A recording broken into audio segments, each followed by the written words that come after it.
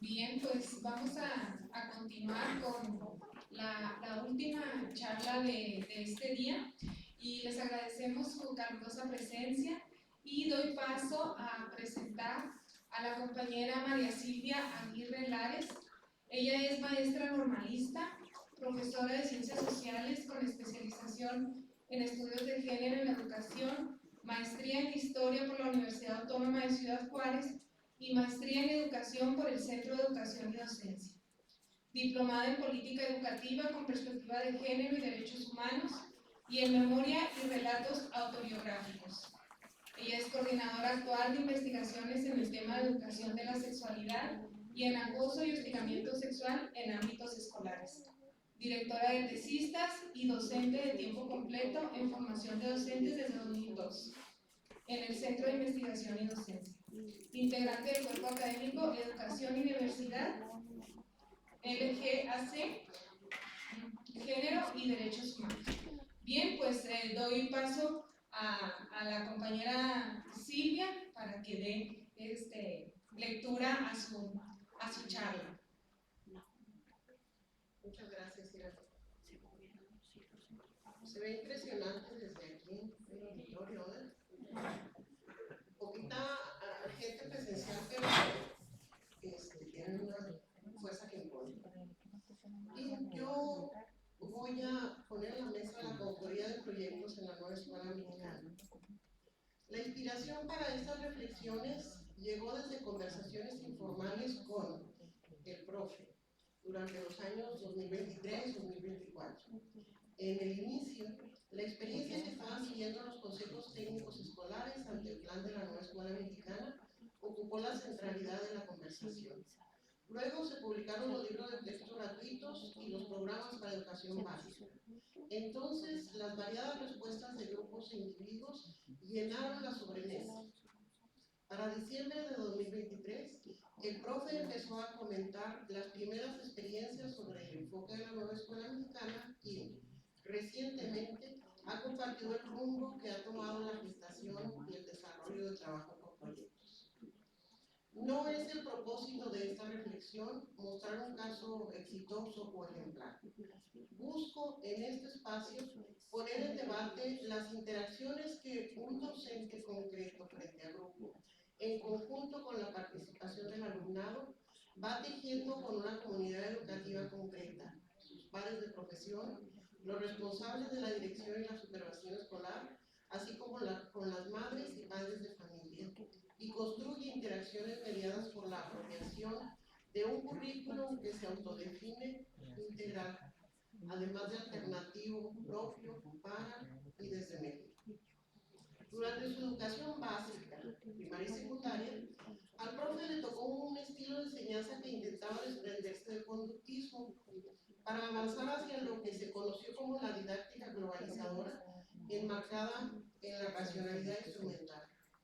Hoy no guarda recuerdos de esa etapa, más aún afirma: a mí nadie me enseñó a leer y escribir, aprendí yo solo. Entre su paso por la educación pública escolarizada, un vasto capital cultural que le acompañó familiarmente desde la niñez y un contexto politizado donde se expresaban posturas y protestas disidentes al partido enraizado en el gobierno y a la corriente sindical hegemónica, él se supo en plena libertad de echar a andar una postura crítica que, para entonces, su madre identificaba con la educación para la libertad de Paulo Freire. La adolescencia del profe le dio muchos dolores de cabeza a su progenitor, quien en varios momentos se vio tentada de tirar al tal Freire a la basura y disciplinar desde la crianza de la chancla. Sin embargo, al parecer, también para el chavo, no fue fácil el tal Freire. En algún momento, y en tono de reproche, llegó a increpar a su madre: la peor cadena que me diste fue la libertad. No tengo oportunidad de robarme el dinero de la casa porque están a la venta los pocos pesos que quedan de la quincena. Y ni siquiera he tenido que escaparme por la ventana porque aquí nadie pide permiso, nomás avisa. ¿A qué autoridad reta entonces? De esa manera manifestaba lo complicado que le era el autogobierno, así como asumir sus decisiones en lugar de culpar a otra o a otro por las órdenes que se le daban. Y así, medio papaloteando su adolescencia, decide ser profe. Su tránsito en la escuela normal se mueve entre hacer lo mínimo para salvar las materias, pasarla bien chido con la banda del barrio, escuchar música irreverente, con forma chévere, y participar en el Frente Zapatista. De esta mezcla de escenarios, un mucho se le queda al chavo normalista que le va a acompañar durante su labor profesional. Para finales del siglo y principios del actual, el constructivismo se instaló en las escuelas normales. Sí, es cierto, ¿verdad, Liceo? Quiso. Pues sí, venían los programas. Así que el futuro profe se hizo cuate de Piaget y Vygotsky. Él no conoció aquello de que el centro del trabajo docente es enseñar bien. Tampoco se preocupó por estandarizar su planeación. Aprendió que la población en las aulas es diversa, que las niñas y los niños de escuelas públicas en entornos empobrecidos aprenden y aprenden bien, si la corresponsabilidad familiar y docente acompaña al estudiante. Él mismo fue alumno de turnos vespertinos y amigo de los vagos, de los rebeldes, de los sin padre, de los jodidos, pues. Cuando llegó el neoconductismo, también conocido como enfoque por competencias, poco se le escuchó opinar. Al parecer, supo sobrevivir al cúmulo de herramientas de evaluación, a los formatos de planeación, a las famosas rúbricas y al empeño en que el aprendizaje debía medirse objetivamente. Como afirmó yo, existió una tendencia a reducir a los profesores a la categoría de técnicos especializados dentro de la burocracia escolar, con la consiguiente función de gestionar y cumplimentar programas curriculares en lugar de desarrollar o asimilar críticamente los currículos para ajustarse a preocupaciones pedagógicas específicas. Al enfoque por competencias se le agregó la sobrecarga administrativa y a las maestras y los maestros se les abrumó con reportes, informes, plataformas para subir calificaciones, etcétera, etcétera. Y por si fuera poco, se aprobó la reforma LISTE, que dio el traste con la seguridad social basada en el principio de solidaridad gremial. A la ola de amparos y protestas se sumó el profe. Leyó como poseído cuanta nota se generaba sobre el tema, analizó, proyectó, animó colectivos docentes, pero al final ya lo conocemos. Los políticos del neoliberalismo no se dieron por satisfechos. El gremio magisterial entró a una etapa persecutoria, acompañada de una estrategia de medios de comunicación para colocar a su figura en la picota de la condena social. El ejército, sí. No debemos olvidar los niveles a donde se llegó. El aparato represor del Estado subió a los profes a camiones a llevarlos a evaluar. Se sembró la idea que eran los profesionistas más flojos, los reprobados, los irresponsables, y que otras personas venidas de carreras ajenas a la formación docente los podían reemplazar sin problema. En el colmo del paroxismo, se propuso que se cerraran las escuelas normales. Esta propuesta vino de la sempiterna líder sindical y aplaudida por los X y los Loreto. A estas alturas, se preguntarán ustedes por qué este periplo. Aquí viene el detalle de reformas en política educativa. Bueno, pues me parece que la nueva escuela mexicana es una reforma también. Es otra reforma que se acuerpa, que se tiene que acuerpar en el trabajo de sujetos con diversas funciones, docentes, directivos, de asesoría técnico-pedagógica, de supervisión. Entonces, como dice Isabel Camacho, es necesario indagar sobre el sentido mismo del acto educativo a través del establecimiento implícito o explícito de varias cuestiones. ¿A quién educar? ¿Para qué educar? ¿Sobre qué educar? ¿Y cómo hacerlo? Sin embargo, a diferencia de reformas anteriores, se deben generar espacios horizontales para la construcción de propuestas relativas al uso y posibilidades del currículo así como de los nuevos materiales educativos con, desde y para las maestras y maestros a través de diversos mecanismos como la autonomía profesional. Los consejos técnicos escolares son la instancia colegiada idónea para analizar el plan, programas, libros de texto gratuitos y materiales de apoyo, que son una vastedad. O sea, no solo ese plan y programas y los libros, hay una serie de materiales de apoyo que la Secretaría de Educación Pública ha publicado. Analizar para tomar decisiones sobre planeación, sobre estrategias de desarrollo, sobre evaluación. Realizar estas tareas implica un anhelo de saber y de comprender cómo funciona la vida. ¿Pero cuál vida? ¿La del futuro de niñas y niños? ¿La de las personas adultas y sus instituciones?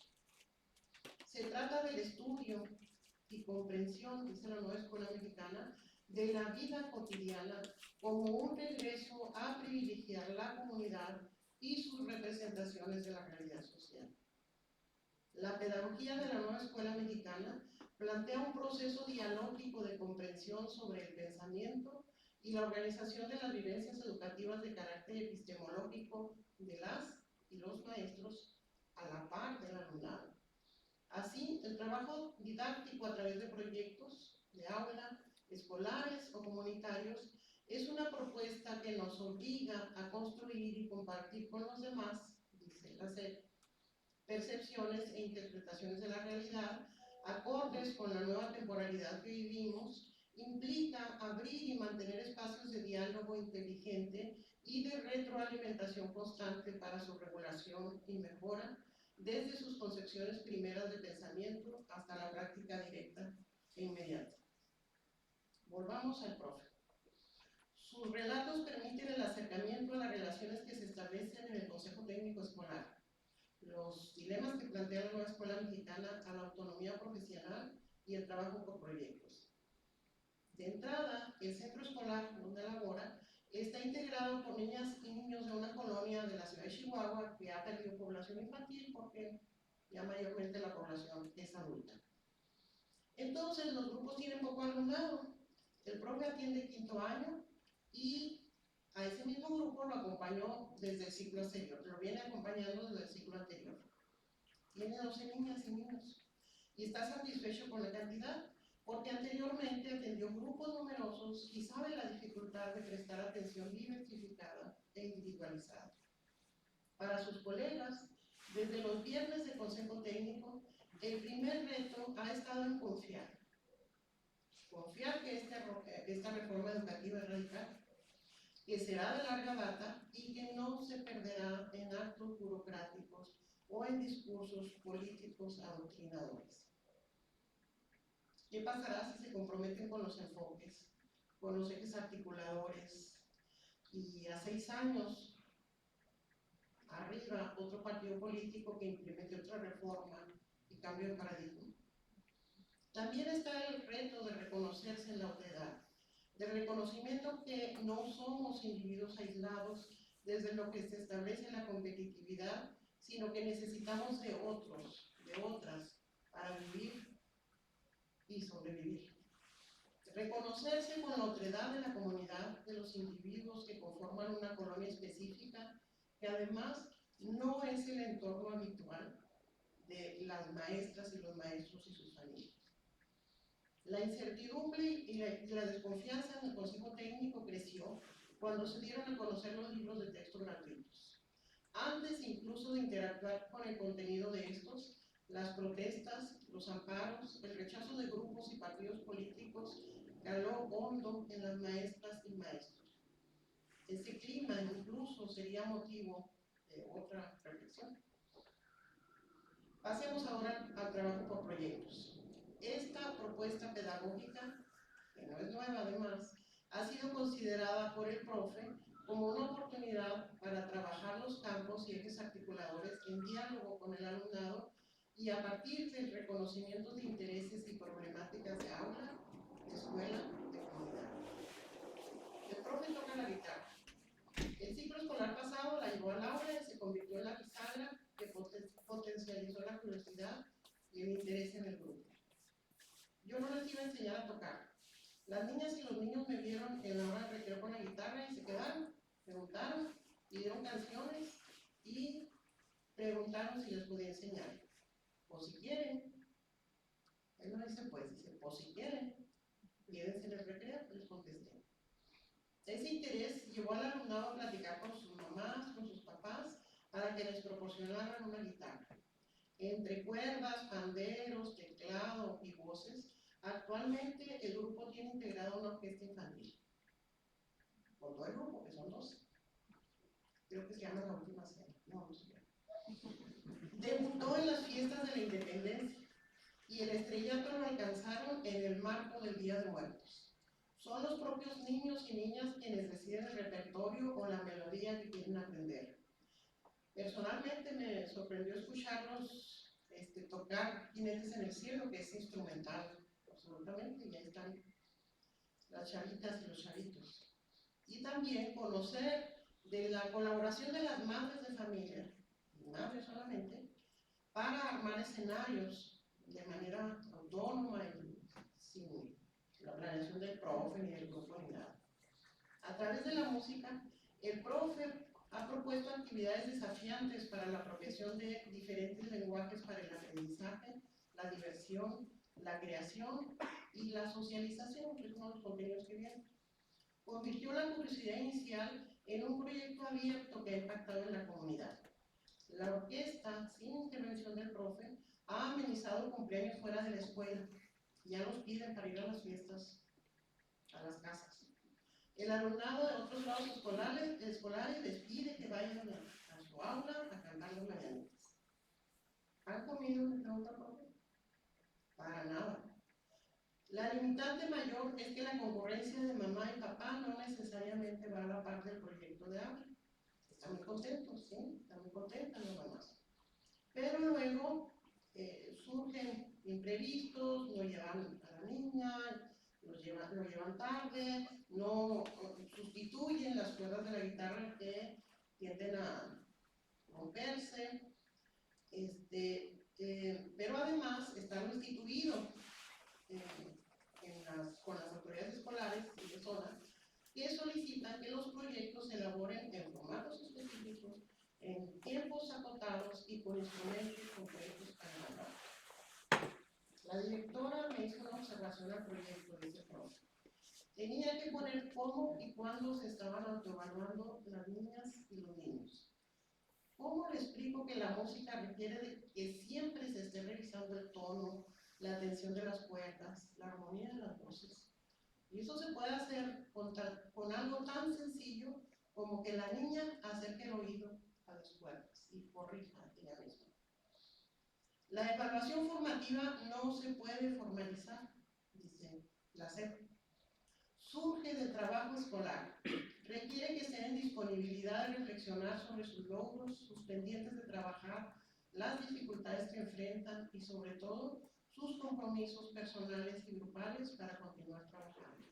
Aquí está entonces entre lo instituido y lo que busca y lo instituyente que está empujando al instituido.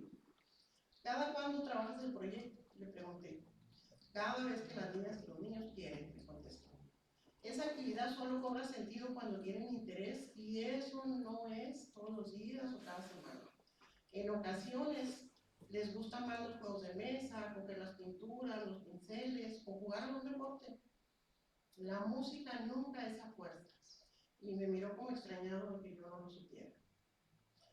Pero el proyecto insignia del profe es el trabajo con creencias culturales. En diciembre del año pasado, el grupo lo interpeló porque no veía señales de que el aula se fuera a adornar con un árbol de Navidad, nacimientos, esferas. Incluso el profe se quedó callado cuando le propusieron aprender villancicos. Él exploró los entornos familiares y anticipó una problemática que presentó al grupo con claridad. Había familias católicas, metodistas, testigos de Jehová, y la celebración de la Navidad no les era común a todas estas familias. Además, el profe, ateo de nacimiento, es defensor de una escuela que reconozca la diversidad de creencias, pero que en el terreno de la religión La educación que imparte el Estado debe ser laica e intercultural. Habló con el grupo y les propuso que realizaran una exploración de la celebración de la Navidad en diferentes grupos, grupos culturales, y que de esa indagación se tomaran las decisiones para organizar o no un proyecto de aula. El grupo se involucró en buscar información en diferentes medios, periódico, internet, libros y otros formatos. A partir de la lectura crítica y los debates grupales, se percataron que la festividad no es celebrada en todos los países, que hay diferentes prácticas según el marco cultural de los grupos humanos, que existen diferentes regiones y creencias, que la Navidad se acompaña de toda una estrategia de publicidad para incentivar el consumo de productos y, en el colmo de su asombro, se dieron cuenta que el Año Nuevo no inicia en la misma fecha para todo el mundo, que está el Año Nuevo chino, la calendarización judía y, por supuesto, la derivada de la colonización del catolicismo en su país. Como resultado de sus hallazgos, el grupo decidió no adornar el salón porque tenían compañeros que se sentirían excluidos. Por varios días trabajaron en una especie de periódico mural con imágenes e información que presentaron a la comunidad escolar en un lunes de saludo a la bandera. ¿No protestaron las mamás y los papás, me pregunté? Para nada. El grupo estaba muy orgulloso de los resultados del proyecto. Pero en el consejo técnico de enero, la bronca estuvo con las maestras. El profe es el único hombre del personal docente. Ahí sí, para que sepas, me sentenció. Afloraron las protestas porque le negué a mi grupo el sentirse parte de su escuela, porque les coarté la expresión de sus creencias religiosas y porque estaba fomentando el ateísmo. A esa reunión acudió el inspector de zona. Supuse que como figura de autoridad, que me regresaría al buen carril. El fanatismo religioso, desde sus palabras, imperó en la reunión, y aunque no lo creas, las propias maestras desconocían el abanico de creencias respecto a la Navidad. Además no sabían de estos años nuevos diferentes en el mundo, pero eran las mismas que se opusieron a los libros de texto, las que le sacan la vuelta a la educación de la sexualidad, las que ven en los derechos de niñas y niños una amenaza a su figura de autoridad, y a las que les asusta el rumbo que el gobierno de la 4T lleva al país. Le pidieron al inspector que prohibiera proyectos que van en contra de las creencias y de los valores de las familias. Pero al no encontrar oposición de las madres y los padres, reiteró que la educación debe alejarse de creencias, fanatismos y prejuicios de diferente índole. Fue pesado el round, pero el grupo salió victorioso y el profe con él. Finalmente, y en etapa de desarrollo, desde finales de octubre del presente ciclo escolar, el grupo está involucrado en un proyecto del campo formativo del lenguaje. El proyecto se originó entre el alumnado. Como para el Día de Muertos interpretaban La Llorona, les dio curiosidad de conocer más sobre la leyenda. El Gerald propuso que hicieran algo utilizando aplicaciones para stop motion. ¿Qué es eso?, le preguntó el profe. El Gerald les explicó, las niñas y los niños le entendieron la primera. El profe siguió con cara de incógnito. Es como lo que se usó para hacer la última película de Pinocho, le respondieron varias voces. Ah, pues bueno, si tú coordinas el proyecto, Gerald, yo le entro. El profe encontró el contenido, ¿sí?, que tiene el programa. ¿Con qué enlazarlo? Combinación de elementos visuales, sonoros y corporales en composiciones artísticas colectivas para expresar rasgos de sus identidades personal y colectiva. De aquí colgamos el proyecto, le dijo al grupo. ¿Qué tanto han avanzado?, le pregunté muy recientemente. Vamos lento, me dijo, dependemos del Gerald.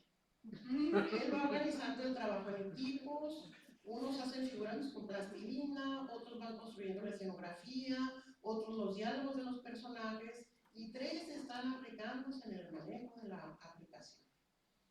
¿Cómo aprendió el Gerald? Un niño de 10 años, stop motion. Le pregunté con genuina curiosidad. Pues capoteando, y se rió. El niño no tiene teléfono celular propio.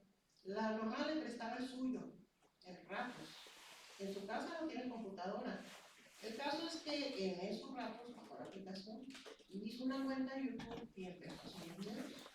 Pero el papá lo descubrió y se lo torció. Le cerró la cuenta porque no tiene nada para hacer eso. Ahora, él quiere le encuentra la oportunidad de seguir su pasión en el tiempo que va a la aula de computación. ¿El papá está de acuerdo con el proyecto por lo que implica una cuenta de YouTube? Bueno, estamos en la etapa de construcción. Cuando tengamos listos los videos, se los presentaremos a las mamás y los papás.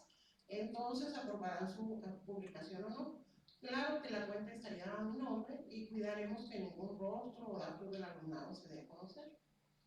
Oye, ¿es verdad que la nueva escuela mexicana ha venido a revolucionar el trabajo de profes, de las maestras?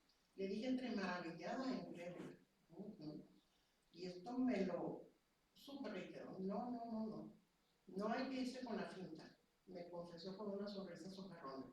Es cierto que sus enfoques abren posibilidades que antes yo no veía y que concuerdo con la pedagogía crítica y esos rollos que miran al sur. Desde que andaba con los del Frente Zapatista, soñaba con un mundo donde tuvieran mundos. Soñaba visibilizar las desigualdades, los racismos, los clasismos y construirlos. Claro que entonces no tenía de cómo era mandar obedeciendo. Así que me interesa que la nueva escuela mexicana vaya en serio. Sin embargo, argumenta, tengo miedo que nos rebase la simulación, porque no creas, los profes no solo necesitamos acompañamiento y confianza en lo que hacemos, también tenemos que ofrecer resultados. Las mamás y los papás merecen estar informados, que vean aprendizajes en sus hijas, en sus hijos, no nomás que sepan que se la pasan muy chido cuando van a la escuela. Yo creo que sí se necesita abrir explícitamente un campo para las matemáticas. Propuesta de él. Como profe, me siento un malabarista entre el uso del tiempo, siempre insuficiente, entre el juicio de mis colegas, los requerimientos administrativos que persisten, el discurso soñador del hacer y entre los intereses de las niñas y los niños que demandan estrategias diversas y acceso a las nuevas tecnologías. Entre lo instituido y lo instituyente, temo que lo segundo sea tan incierto que mejor nos mantengamos en lo conocido. Cuidado con lo que digas en tu charla, me sentenció. Sí, estoy muy entusiasmado, pero quiero que les adviertas que veo demasiado adoctrinamiento y que me da miedo que romanticemos al pueblo bueno y sano. El profe es el papá de mi nieto. Gracias.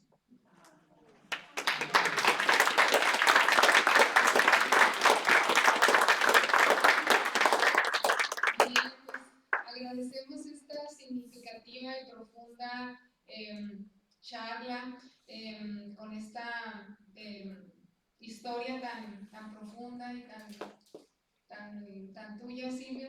Bien, pues abrimos el espacio. Seguramente hay preguntas sobre la charla de la maestra Silvia, perdón, de Silvia. Maestra Silvia. Soy Silvia. ¿Silvia o Silvia? María Silvia, Silvia. Pues yo me sentí muy identificado con la historia, realmente dije, me estoy escribiendo. Dije, no, me identifico con el maestro en el momento en que quiere trabajar con sus alumnos, quiere trabajar proyectos, ver interés de ellos. Me gusta esa dinámica que mencionan en la nueva escuela mexicana con Pablo Freire de el educador con el educando y viceversa, la educación de la esperanza, ahora sí, ahí.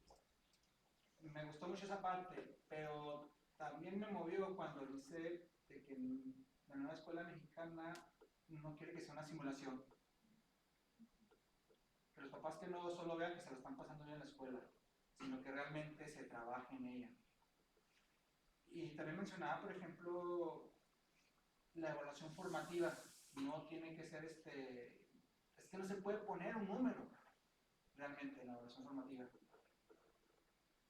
No sé si este maestro también le comentó que él tiene ese complejo al momento de ver el avance de sus alumnos, cómo transformarlo en un número. o si para él dice, es que lo que viene de arriba realmente no nos ayuda a crecer. No sé, como que me entraron todas esas dudas, esa emoción y me quedo así como que, ay, ¿sabe qué más, profe? ¿Qué más? Lo que pasa es que cuando el enfoque por competencias, a mí me parece, ¿verdad?, que él pudo nadar muy bien entre hacer la planeación o las rúbricas y todo como las pedía y aprovechar las ventanitas que se abrían ahí con su grupo. Por ejemplo, en una escuela muy grande, su grupo era muy numeroso, está prohibido, como no sé si en todas las escuelas, el uso del celular. Pero en donde estaba el aula, captaban la señal de internet pegadas a una pared. Entonces, él les decía, bueno, vamos a trabajar matemáticas o esto, vamos a consultar. Y se arrinconaba el grupo en la pared y ahí estaban los que traían los celulares. Decía, pero si entra la directora, todo el mundo pecho a tierra. ¿Sí? O sea, ahí andaba así como que escurriéndose, como que eso, ¿no? Y sí, la evaluación ha sido un lío, la evaluación formativa, que tampoco es un término que nomás la escuela mexicana nos da, pues ya hace ratito que la tenemos, ¿no?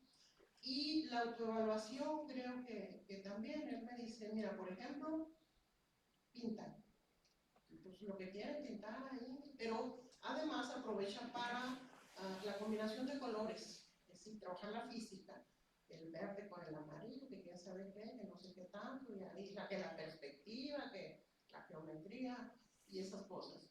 Y luego termina su trabajo y ¿qué te pones? No, pues un 8.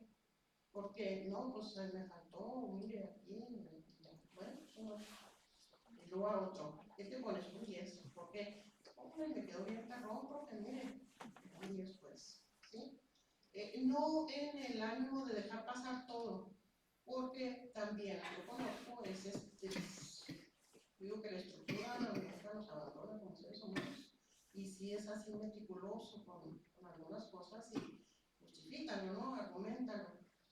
Entonces ahora también, entre que les piden, o por lo menos en la escuela donde él está, yo creo que no todas las escuelas lo están trabajando así, pero les piden el formato para los talleres, por ejemplo, los tiempos, los instrumentos de evaluación y todo eso, igual como con el enfoque por competencias, tiene que capotearlas ante la autoridad de la escuela y que esto no permee en el trabajo con las niñas y con los niños. Y yo le puse coautoría de proyectos, no porque lo inventé, Isabel Camacho se lo escuché. Dice, no es un codiseño, es una coautoría, porque lo que se busca es que de manera horizontal docentes, alumnado, comunidad, profesorado, trabajen los proyectos. No les voy a decir que para los proyectos de la nueva escuela mexicana también se metió a la red y hay infinidad de materiales. Pero aquí me parece que, para mí es evidente que se está rompiendo hacia la coautoría del proyecto. Lo máximo fue cuando dijo, no, pues es que pues el DIERA es el que coordina, ¿verdad? Y deja en manos del grupo, no suelta tampoco, ¿verdad? Pero yo he visto cómo el constructivismo se le da muy fácil y creo que ni siquiera toma vitamina y complejo B.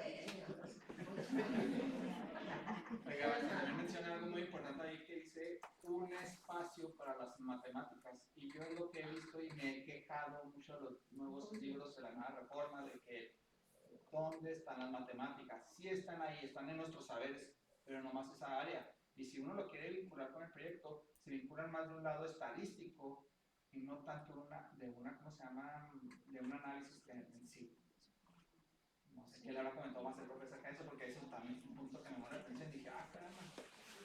La música son matemáticas, son fracciones. Sí. Entonces, pues él aprovecha eso, pero dice, yo creo que sí tenemos que tener un espacio. Yo respeto eso.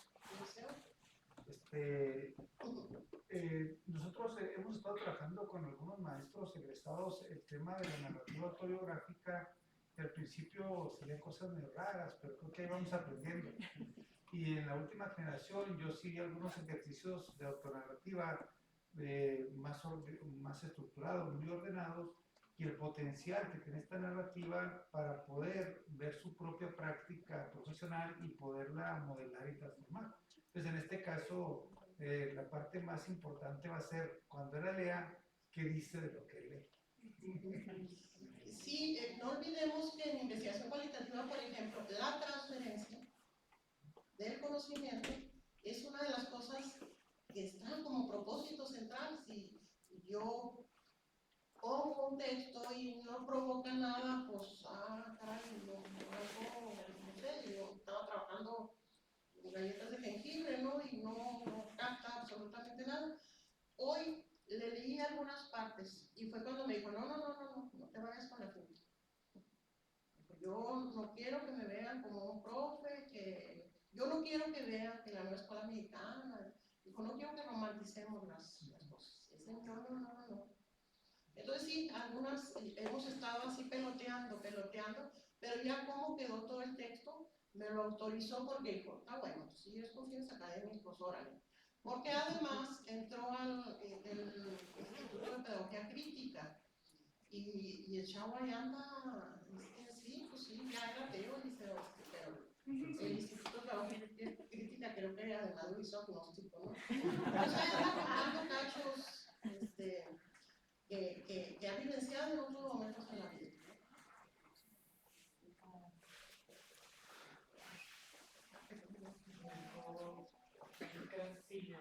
Sí. Ok. Yo nomás quería como preguntar si me llegaron a hablar de ese tema. Pues porque lo he visto mucho ahora con mi proyecto de tesis, donde falta mucha capacitación docente. Y estamos de acuerdo en que un consejo técnico no es suficiente para ver todo lo que la nueva reforma quiere plantear. Incluso hemos visto, me llegó a tocar todavía hace como 3, 4 meses una maestra de gastrotalgo que manda la ayuda, ese maestro dice, y decía ella, yo de verdad no entiendo, si no me dan un libro que me diga qué hacer con los alumnos, yo estoy perdido. Y me quedo pensando, digo, es que falta mucha capacitación docente, incluso para entender lo que significa autonomía y poder llevarla a cabo dentro de las áreas. No sé si hayan hablado sobre eso o con algún comentario. Sí, hemos tocado el tema. Él dice, qué maravilla la autonomía profesional, pero qué gran riesgo es también para las decisiones que desde ahí se pueden justificar y dejarse dejar pasar, ¿no? Pues yo creo que para el caso particular lo he visto en otros, no conozco a profundidad experiencias de otras personas, por eso traigo esta, porque además come de gorro en mi casa. Yo creo que en este caso el currículum vuelve a ser un pretexto para el profe, ¿sí? Para el profe, que yo le atribuyo mucho esa formación familiar, el capital cultural y su paso por la normal en una reforma específica. En un momento una reforma específica y ahí, niño, de veras, pasaba nomás porque 8 es vanidad, nomás el mínimo, pero fue conformando una identidad, no de profesionalmente, en una identidad de ser con el mundo, que tiene que cargar a todos lados, porque si no, pues son tan congruencias, así no. Perfecto no es, no, neta que yo le podría sacar aquí mucho la gana.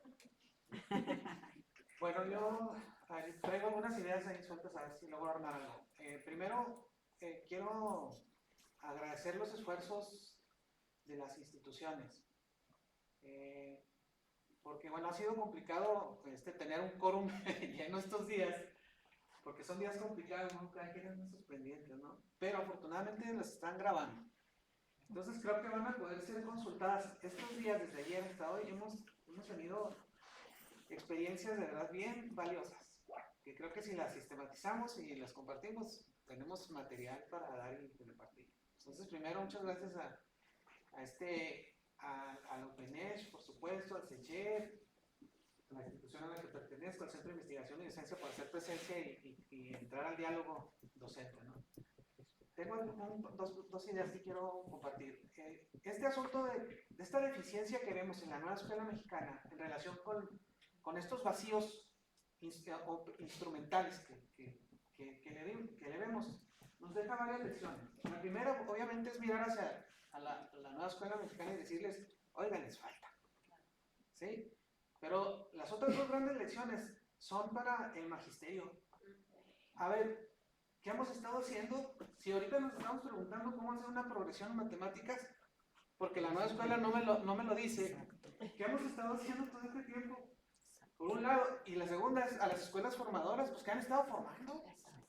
Si un estudiante no logra entender cómo desarrollar una progresión en matemáticas, lectoescritura, entender los campos, entender que los contenidos están encapsulados y hay que desencapsularlos y atenderlos, si no logramos hacer eso, bueno, entonces, ¿qué hemos estado haciendo? Entonces, es algo que yo me preguntaría. Obviamente hay que mirar la reforma y decirle, haz tu chamba. Pero por el otro lado, vamos a hacer la nuestra. Entonces, eso se me hace paradójico.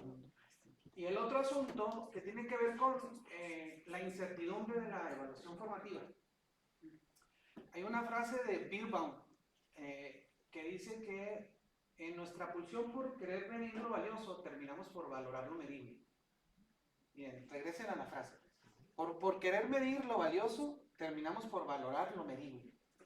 ¿Qué es lo valioso del acto educativo? Pues que un estudiante se enamora, ¿no? Del aprendizaje, que me pregunta por otras cosas, que no se quiere ir al recreo para que le enseñe a su profe a tocar acordes. O sea, eso es lo valioso del aprendizaje. ¿Cómo lo medimos? Pues ahí viene el problema, ¿no? ¿Y qué terminamos midiendo? Pues fantasmas, ¿no? Sombras de la caverna de Platón, pues es lo que estamos viendo. Y le damos valor a eso, y no a lo valioso. Yo defendería un poquito aquí la incertidumbre. A ver, no tenemos que tener la certeza absoluta de que el estudiante aprendió. Creo que tenemos que navegar entre, como decía Morán, ¿no? En un océano de incertidumbres, con algunos archipiélagos de certeza que nos sigan más o menos por ahí vas, ¿no? Pero hay que dejar que la vida crezca, que se florezca, que nos... Vaya, no todo tiene que estar en el registro de las boletas de calificación. Hasta ahí. Sí. El compañero acá atrás, eso me pasó esto es que piden el libro, dímelo por escrito, dame los pasos y todo eso. No es gratuito esta solicitud porque entre sean creativos, construyan, porque no nos pidió la nueva escuela mexicana recientemente, tenemos varias reformas que ya nos han insistido en eso, al mismo tiempo tenemos el zapato, el pie burocrático, administrativo. Sí, ya lo que quieras, etiqueta, pero vienen los concursos, la Olimpiada del Conocimiento. Viene, hay escuelas que no se pudieron zafar del uso de los exámenes de las mesas técnicas. A este profe, que no fue con esta reforma, fue anterior, hace mucho, dejó de usar las pruebas de las mesas técnicas y el round se lo tuvo que echar no con las mamás y con los papás, se lo tuvo que echar con las maestras y los maestros, ¿no? Porque estaban, era disruptor de una práctica instituida.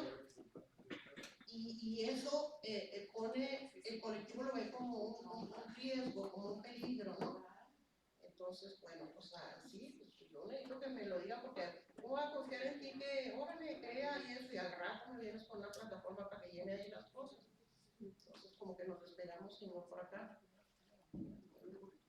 Coordinando yo. ¿Acá había alguien, no? Bueno, yo retomando lo que comentaba el profe Andrés, ¿verdad? De que estamos haciendo los maestros y la nueva escuela mexicana no lo dice. Y en el taller anterior, el profesor comentaba que las maestras de preescolar eran expertas en hacer proyectos y que ahorita ya estaban ellas mismas dudando de si sabían o no hacer un proyecto.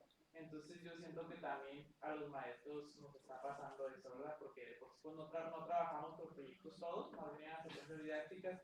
Y ahorita que nos vienen y nos dicen, hay que trabajar por proyecto, ¿y cómo? Pues hay que trabajar por proyecto.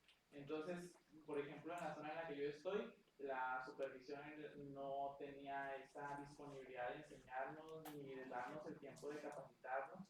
En la tesis, en mi proyecto de tesis es de alfabetización y el de una compañera es de planeación por proyectos. Y hemos tratado de buscar personas que vayan y nos expliquen, y supervisión está totalmente cerrado a brindarnos el espacio. Entonces, y como yo pensé que nada más pasaba en mi zona, entonces ya platicando con otros compañeros, muchos estamos en la misma situación, o sea, llegaron los libros de texto, pero no hubo una manipulación, no hubo alguien que nos guiara en la adquisición de este nuevo conocimiento, ¿verdad?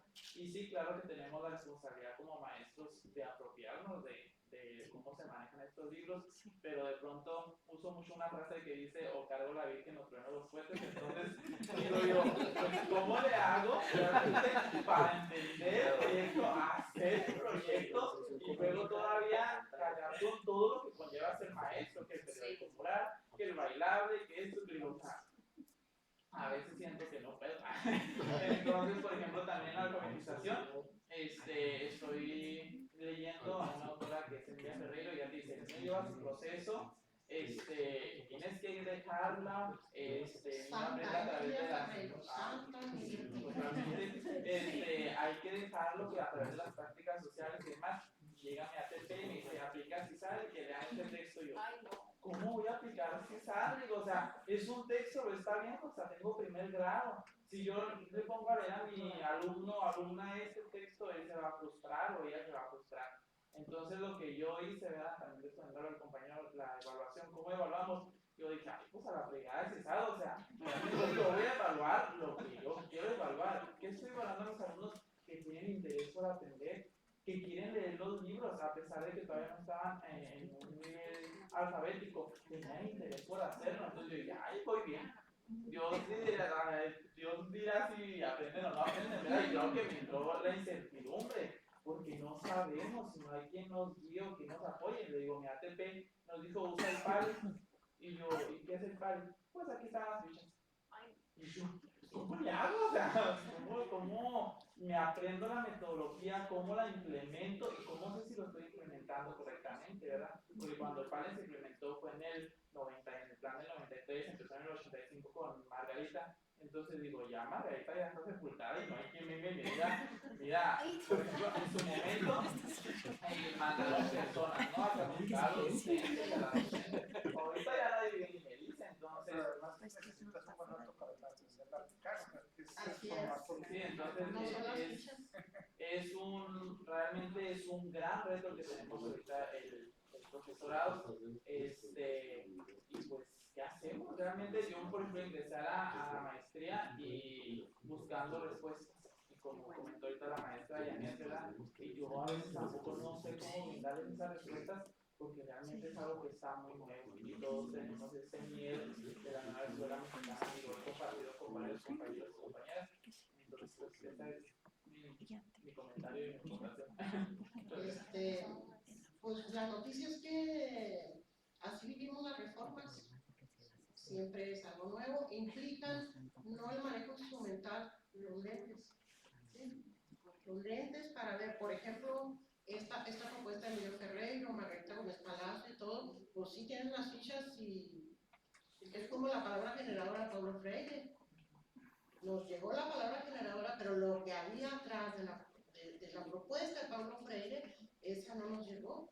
Entonces, antes que nada, personalmente, ¿verdad? Yo digo, es un acierto de abundar en la perspectiva, en los lentes, pero al mismo tiempo la parte técnica, instrumental, es también muy, muy importante. Y como me decían mis alumnos de la maestría, ¿no? Bueno, ya pasó la semana de evaluación, ¿verdad? Sí, ya, pues ya le podemos subir más al requerimiento. Dicen, no, es que vienen los villancicos, vienen. Bueno, y lo otro, el trabajo por proyecto no es la única metodología. La nueva escuela mexicana dice, pero se abre otras metodologías. Oye, Silvia, nada más una última.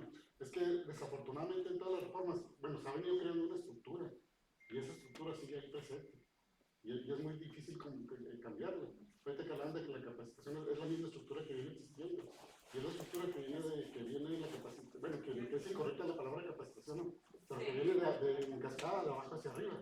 Puesto que como ya creaste toda una estructura burocrática, esa estructura busca estar ahí. Ahorita que hablas del CISAT, el CISAT es de la reforma anterior, pero creaste todo un esquema y ahí está en el CIE. Entonces lo tienes que hacer, hacerle el diagnóstico a partir del CISAT, ¿verdad? El sistema de alerta temprano, pero porque ya creaste esa estructura. Y luego que creaste toda una estructura burocrática, de pronto, que tiene que ver con las figuras que hablamos ahorita. ¿Cuál es la función de un supervisor, por ejemplo, una supervisora? Acompañar. Pero como traslapamos, sí, pero es que traslapamos la palabra supervisión de la empresa, ¿no? Es el que supervisa. Pero fíjese, quien lo dijo eso fue Rafael Ramírez, en la década de los 30. Pero sin embargo, seguimos igual. Y luego también, eso fue acabando un poco con el uso de la tecnología también en ocasiones acaba con la creatividad. Por ejemplo, cuando ahorita hablamos de la cajita de Juan, nosotros tenemos minógrafos manuales y los exámenes los elaboraba el maestro. Pero de pronto a alguien se le ocurrió empezar a comisionar ATPs. Y de pronto los ATPs, ¿y qué hacemos? Pues hacemos exámenes y los vendemos. Y sacamos hasta dinero para hacer los eventos. De tal manera que eso se instituyó. Y ahorita para quitarlo es bien complejo, porque ¿qué haces con ello? Entonces te digo, son cosas que, por eso es muy complicado. Y yo creo que eso sería el segundo paso. Pero esa es la parte más compleja, ¿no? Lo dice Isabel Camacho, ¿no? Esta dificultad entre lo instituido, que no es de la reforma de Fox o de Calderón, no. Esto instituido va acompañado al sistema educativo y entre esto de las reformas, en este caso la nueva escuela mexicana, que busca hacerlo instituyente. Siempre sobrevivimos en el magisterio, esa es la nueva.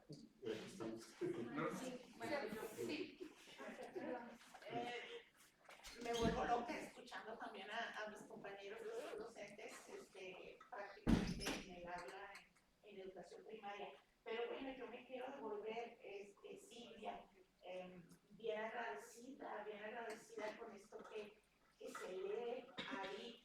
Y yo digo, esta indagación de su parte, hecha arte para mí, porque tuvo una técnica, tuvo una forma de llegar, un rapport para hacernos a nosotros vibrar, porque bien dice una doctora Gamón, que me encanta también, que dice, aprendizaje que no pasa por el corazón no es aprendizaje, y lo que nos leyó es justamente eso, ¿no? Mueve las fibras. Yo pregunto, porque a mí me encantaría tener ese material para compartir también con mis estudiantes.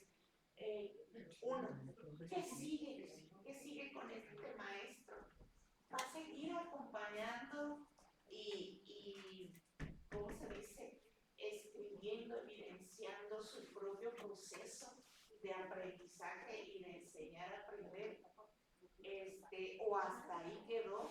Y la segunda, ¿dónde lo va a publicar? ¿Ya lo publicó?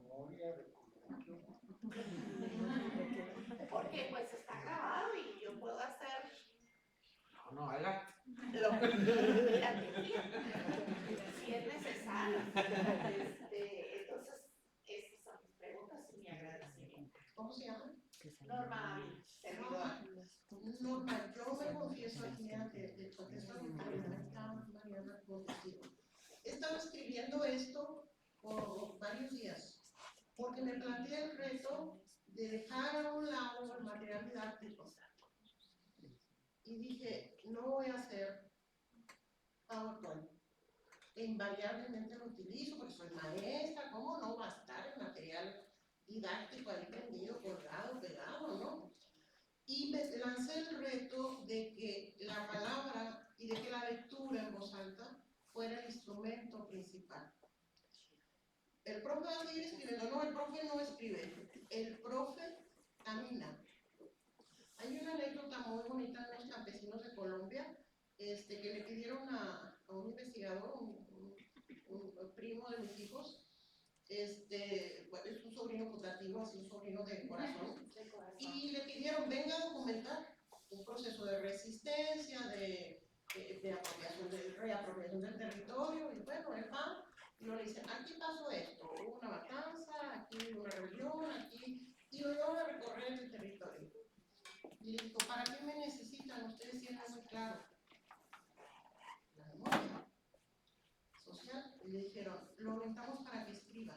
porque nosotros necesitamos seguir caminando. Entonces el profe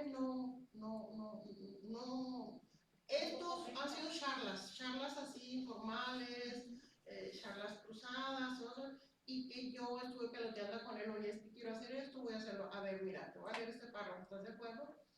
Y así es como hemos trabajado este texto, que me siento muy conmovida que haya provocado la transferencia, que haya servido de espejo, porque esa era la intención. Me dijo un compañero, se tuvo que salir y me dijo, María Silvia, por favor, pon de perdido la foto del Gerald ahí, o sea, no, yo necesito estar viendo, y decía, no, me estoy retando que la palabra sea el instrumento principal, el recurso. Y bueno, pues aquí queda el texto. Juan Andrés, del equipo de Juárez del Centro de Investigación y Docencia, pues esto ya estoy como el profe, pues esto es el canal para que si esto sirve, pues adelante. Yo solo revisaré los pies de página porque hasta del APA me decís. No, y esa es una riqueza invaluable, ¿no? Romper esquemas.